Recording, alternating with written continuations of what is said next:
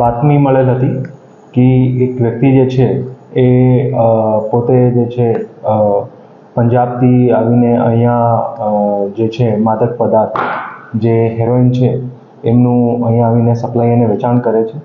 એટલે એ બાતમીના આધારે જે છે પૂર્વ કચ્છ એસઓજી જે છે આ કામમાં લાગી ગઈ હતી અને એ દરમિયાન એક વ્યક્તિ જે છે જેમનું નામ સિમરનજીતસિંહ સિંબે છે એ તરણતારણ પંજાબનું છે અને એ જ્યારે અહીંયા એવી જોશીના પુલ પાસે ગાંધીધામમાં જે બસથી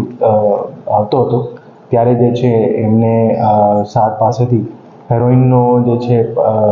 જથ્થો મળી આવેલ છે, જેમાં લગભગ 64 ગ્રામ જેટલું હેરોઇન છે, જેમની કિંમત જે છે 32 લાખ જેટલી છે. અને એ જે અહીંયા સપ્લાય કરવાનું હતું જે વ્યક્તિને, જેમનું નામ જે છે